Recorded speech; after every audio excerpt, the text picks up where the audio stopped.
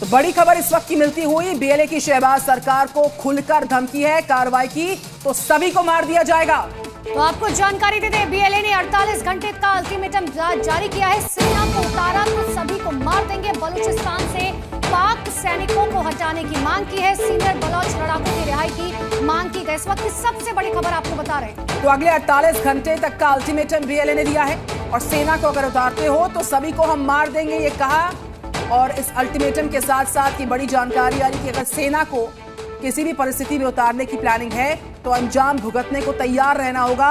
बलूचिस्तान से पाक सैनिक हटाने को कहा गया है। तो बलोच लिबरेशन आर्मी की तरफ से 48 घंटे का अल्टीमेटम दिया गया है। ट्रेन को हाईजैक किया गया है और बड़ी तादाद में लोग अंदर मौजूद है। इन सब के बीच में ये तस्वीर आपको दिखा रहे थे कि 15 घंटे से ज्यादा का समय हो चुका है जब ट्रेन को बंधक बनाया गया है और 48 घंटे का अल्टीमेटम दिया गया। इसके बीच में 3 तस्वीरें देख लीजिए। रेस्क्यू ऑपरेशन अब भी जारी है। 100 जिंदगी अंदर फंसी हुई हैं। 30 से ज्यादा पाकिस्तान के सैनिकों को ढेर किया गया है और ये मांग की गई है बीएलए की तरफ से कि उनके जो लोग हैं उनको जल्द से जल्द छुड़ाया जाए। और अब पाकिस्तान में जो ट्रेन किडनैप हुई है उसके 10 बड़े अपडेट्स आपके सामने हम फ्लैश कर रहे हैं। तार साहब, पाकिस्तान के अंदर इस वक्त 2, 3, 4 खबरें हैं जो बड़ी अहम चल रही हैं। एक तो जो बलोच मिलिटेंट ऑर्गेनाइजेशन है बीएलए, उनका मजीद ब्रिगेड ग्रुप है, उन्होंने एक पूरी की पूरी ट्रेन को कहा जा रहा है हाईजैक कर लिया और ये पहली दफा हुआ है।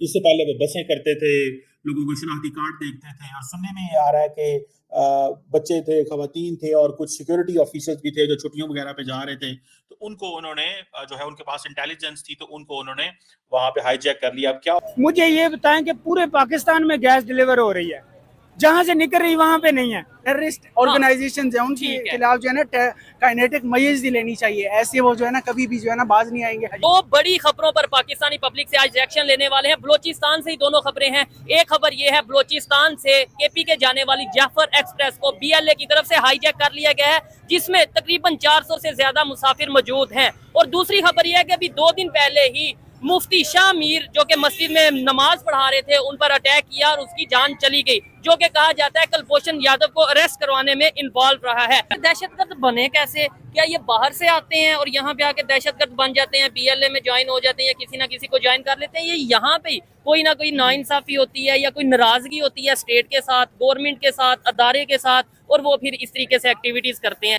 हेलो दोस्तों, जैसा कि आपने हाईलाइट में देखा, बलूचिस्तान में जफर एक्सप्रेस ट्रेन की हाईजैकिंग ने बलूची और पाकिस्तान शासन के बीच पुराने संघर्ष को उजागर किया। यह घटना बलूच की लिबरेशन आर्मी के स्वतंत्र की मांग के परिणाम है। पाकिस्तान की सरकार द्वारा संसाधनों को शोषण जगह पहचाने, अनदेखी और सार्वजनिक आर्थिक संतुलन को बलूची आलावाद के बढ़ावा दिया है। तो दोस्तों चलिए देखते हैं कि पाक मीडिया इस पर क्या रिएक्शन देता है, उनका क्या कहना है इस वीडियो के बारे में। अपडेट, बलोच लिबरेशन आर्मी ने 48 घंटे का अल्टीमेटम दिया और अब तक जो जानकारी है 30 से ज्यादा पाक के सैनिकों की हत्या हुई और बोलन में रेस्क्यू ऑपरेशन अभी भी चल रहा है, युद्ध स्तर पर चल रहा है। इस बीच पाकिस्तान की आर्मी और वायुसेना ने मोर्चा संभाला हुआ।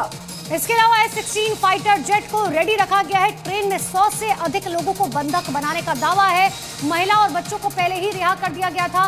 बलूचिस्तान के बोलन में जाफर एक्सप्रेस को किडनैप किया गया है और किडनैप क्वेटा से पेशावर के लिए ये ट्रेन रवाना हुई थी। बंदूकधारियों ने एक टनल में ट्रेन को रोका हुआ है और हमले की जिम्मेदारी बलोच लिबरेशन आर्मी ने पहले ही ले ली है। पूरे बलूचिस्तान के अंदर इमरजेंसी नाफिज है और दूसरा अस्पतालों के अंदर सारा अमला जो है उनको बुला लिया गया है। एम्बुलेंसेज तैयार खड़ी हैं। चीमा साहब, स्वाय ईदी ट्रस्ट वालों की जो एम्बुलेंसेज हैं उनको कहा गया कि आप शहरों से बाहर ना निकले, मजीद ना कहीं प्रॉब्लम। चीमा साहब, ये बुरी खबर पाकिस्तान के लिए भी है, ये बुरी खबर पीटीआई के लिए भी है, क्योंकि ये सारी चीजें पाकिस्तान को अमेरिका के करीब लाती जा रही है, क्योंकि ये असला इसके अंदर अमेरिकन असला इस्तेमाल। और इस वक्त मैं बिल्कुल कहूंगा कि माजी के अंदर जो एक रवश थी कि इन चीजों के ऊपर लोग कैपिटलाइज करते थे, पैसा बनाते थे, इस दफा नहीं होगा। इस दफा कौम दुनिया को इसकी असली तस्वीर दिखाई जाएगी और कौम दुनिया साथ चलेगी। उसकी वजह यह है कि new sheriff is in town which is called Donald Trump. तो दर हकीकत ये जो बन्नू अकोड़ा खटक और अब ये तीसरा वाकया है और जिसमें आपके पास एक स्ट्रॉन्ग केस ये मौजूद है कि इसके पीछे अमेरिकन असला है। और दूसरा, आपने देखा होगा कि Taliban they are not in a good books of Donald Trump at the same time. उनके अंदर झगड़े शुरू हो चुके हैं। कंधारी ग्रुप और काबली ग्रुप के झगड़े और आपके हक्कानी ग्रुप के झगड़े अंदर से शुरू हो चुके हैं। तो ये मजीद अभी थोड़ा सा खराबी जाएंगे, फिर उसके बाद ये ठीक होगी। आर्मी इसको आर्मी के हल्के जो है वो इसको बड़ा सीरियस ले रहे हैं, जो जाफर एक्सप्रेस का है। मेरे ख्याल में, मैं जिस तरह मैंने जब इस पे रिसर्च कर रहा था, मेरे ख्याल में वो इतने सीरियस हैं कि मेरे ख्याल में ये आखिरी वाकया होगा इस तरह का, इस बड़ी नौयत का, क्योंकि इस पूरे तरीके से क्रैकडाउन किया जाएगा।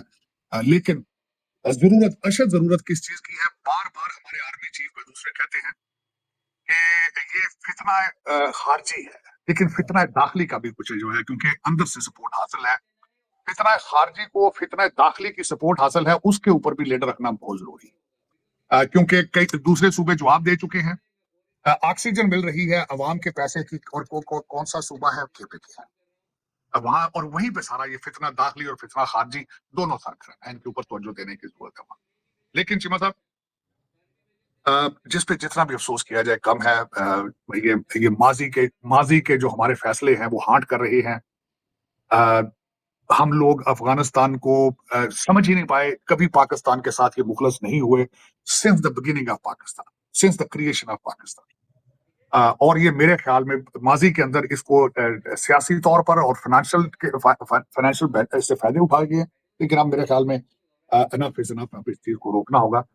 और मैं जब हमेशा ये कहता हूँ कि आपको एक बॉर्डर, जो आपका भारत के साथ बॉर्डर है, भारत के साथ रिलेशनशिप अपने ठीक करके दूसरे बॉर्डर के ऊपर तवज्जो देनी चाहिए। इसके ऊपर हमारे जो अदारे हैं, आर्मी ने माजी के अंदर भी सोचा था कि इस बॉर्डर को सॉफ्ट करके उस बॉर्डर पर तवज्जो दी जाए, क्योंकि सारे फितने वहां से आ रहे हैं। तो देखें, हमारे आसिम मुनीर साहब और इस वक्त जो टीम है बड़ी कैपेबल टीम है, और they are very sincere, very nationalist, और ये कोई नेशनलिस्ट ही है जो पाकिस्तान के लिए अच्छे फैसले कर पाएगा। लेकिन मैं इसमें से देख रहा हूं कि ये अब आखिरी हमले हैं, इससे आगे नहीं जाया जाएगा। पाकिस्तान के इदारे भी खड़े होंगे और उनको साथ अमेरिका की सपोर्ट भी हासिल होगी। दूसरा चीमा साहब, आज जो कई वाकयात वहां दूसरे हो रहे हैं, बल्कि इसमें से एक वाकये की हमने जिक्र नहीं किया, वो वाकया ये था, अल जजीरा के अंदर इसका बड़ा एक आर्टिकल कल आया ईरान और अमेरिका के रिलेशनशिप के हवाले से, उसको भी डिस्कस करेंगे। तीसरा, अडियाला जेल के बाहर दुकान फिर लगाई गई, अलीमा खान वहां वकीलों के साथ गले पड़ी हैं, उन्होंने क्या कहा है इसके बारे में बात करते हैं चीमा साहब। लेकिन मजीद इसमें ये है कि जो अब आना चाहते हैं, हमारे डिप्लोमेट साहब को जो डिपोर्ट किया गया, वो पहले अमेरिका में डिप्लोमेट रहे हैं, उनकी फैमिली आज भी अमेरिका में, उनकी फैमिली अमेरिका के अंदर मौजूद है। और दूसरा, उनके ऊपर माजी में यहाँ पे कुछ केसेस थे जब वो यहाँ रहे। मेरे का चंद यूट्यूबर / कमेडियन / लौंडे लपाड़े, उन्होंने उनको कैश करने की कोशिश की। उन्होंने कहा है, देखें ये हमारी लॉबी की वजह से ये हो रहा है। हालांकि उस डिप्लोमेट का इनके साथ कोई रिलेशनशिप नहीं, कोई रिलेशनशिप नहीं। यहाँ पे एक जो इनके कमेडियन टाइप यूट्यूबर बैठे हैं, उन्होंने किसी ने कहा, देखिए जी हमारी लॉबी काम करे, और भाई उनके ऊपर आज से 5 साल पहले के कानूनी चार्जेस हैं उनके ऊपर। और दूसरा, आपके कहने पे कौन डिपोर्ट करेगा किसी डिप्लोमेट को? लेकिन कोई वाकया ये हाथ से जाने नहीं देते, बल्कि मैं कोशिश कर रहा हूं इस वक्त डोनाल्ड ट्रंप एडमिनिस्ट्रेशन को, उनको इतला भेजूं कि अब आपकी बारी है। वो आपकी बारी इसलिए है चीमा साहब कि अब टाइम आ चुका है कि डोनाल्ड ट्रंप साहब के खिलाफ ये अब अपना हरासमेंट की चीजें शुरू कर दें कि डोनाल्ड ट्रंप ने जब हमारे लिए कॉल नहीं की तो अच्छा आदमी नहीं।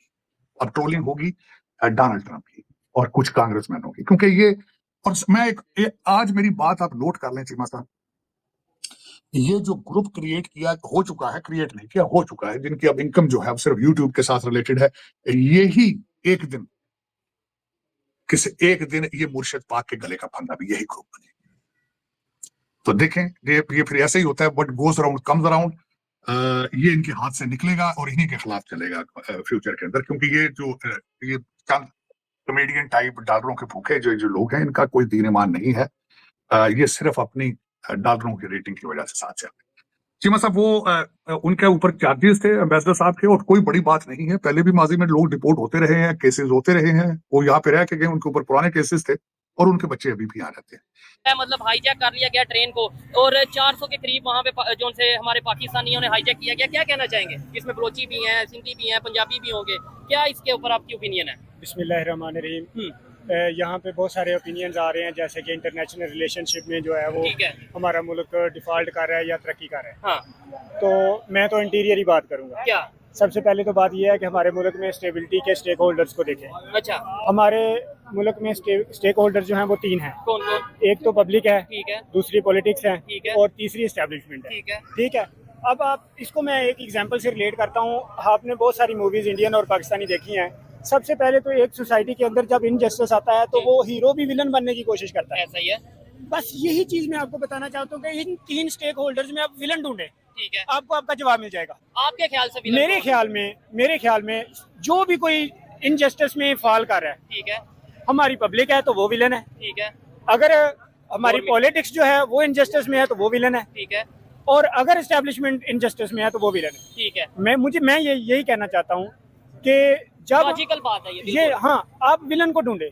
इन 3 स्टेक होल्डर्स में हमारे मुल्क में इनजस्टिस में जो भी है, ये जिसकी अभी वजह से वो भाई मौजूद थे जो ये आईआर के स्टूडेंट थे, इन्होंने बोला कि भाई ये बीएलए या जो भी ऐसी ऑर्गेनाइजेशन है ये भाई है, इन्होंने बोला कि भाई ये सरासर दहशत करते हैं, इनके खिलाफ सख्त से सख्त कार्रवाई की जाए। मैं शायद सवाल उस तरीके से रख नहीं अपना पाया। मेरा ये सवाल और यह कहने का मतलब था कि ये दहशतगर्द बने कैसे? क्या ये बाहर से आते हैं और यहाँ पे आके दहशतगर्द बन जाते हैं, बीएलए में ज्वाइन हो जाते हैं, या किसी ना किसी को ज्वाइन कर लेते हैं? ये यहाँ पे कोई ना कोई नाइंसाफी होती है या कोई नाराजगी होती है स्टेट के साथ, गवर्नमेंट के साथ, अदारे के साथ, और वो फिर इस तरीके से एक्टिविटीज करते हैं। ये मेरा सवाल था, शायद मैं उस तरीके से आप इसका क्या जवाब देंगे? देखें, मैं आपको बताता हूँ एक टर्मिनोलॉजी है पेनिट्रेशन। ठीक है, पेनिट्रेशन ये चीज है कि आप जब कहीं पे होल्ड करते हैं तो आपकी सरायत जो है बियॉन्ड दी बाउंड्रीज चली जाती हैं। ठीक है, अब पिछले कई सालों से यहाँ पे बांग्लादेशी रह रहे हैं। अच्छा, हमने उनके जो नेशनल आईडी कार्ड्स हैं उनको 1977 के हिसाब से उनको क्या दिया कि वो माइग्रेट करें। ठीक है, अगर नहीं माइग्रेट करेंगे तो उनको इधर से नेशनलिटी मिलेगी। ठीक है, अफगानी रह रहे हैं, अफगानी रह रहे हैं। अब देखें, अफगानिस्तान को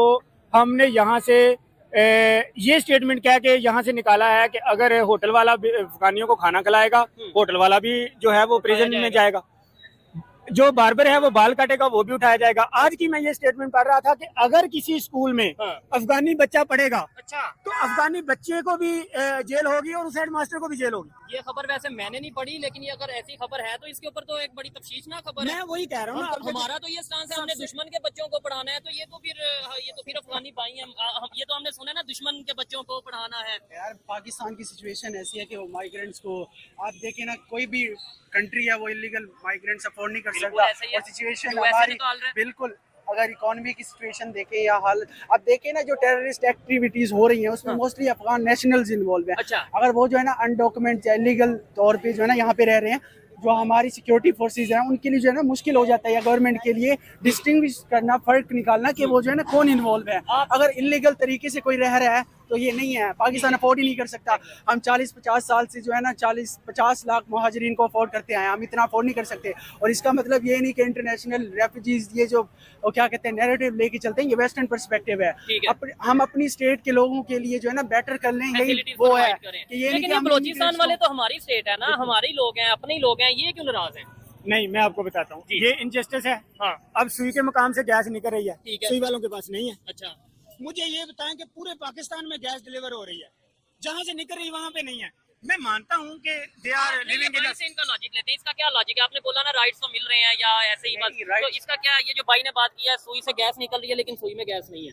अब ये ऑन ग्राउंड यार मैंने जहाँ तक देखा है, हाँ, नो डाउट हो रहा है उनके साथ जो है ना, उन्हें मसला यहाँ पे आता है जब जो है ना ट्रू रिप्रेजेंटेटिव आपके वो जो है ना बात नहीं पहुँचा रहे होते। अगर उनका मैंडेट जो है ना हमारे थ्रू आउट द हिस्ट्री यही रही है कि हमने जो है ना ट्रांसपेरेंट इलेक्शन ही नहीं करवा पाए। ठीक है, 13 के अलावा अगर देख रहे हैं वही जो इंटरनेशनल इंडिपेंडेंट जो है ना ऑर्गेनाइजेशन एजेंसीज हैं, 13 के अलावा कोई भी जो इलेक्शन है ना यहाँ पे ट्रांसपेरेंट हुआ ही नहीं है। जब अवाम के मैंडेट का जो है ना एहतराम नहीं किया जाएगा, उसे रिस्पेक्ट नहीं दी जाएगी, तो ये चीज़ जो है ना फेस करनी पड़ेगी।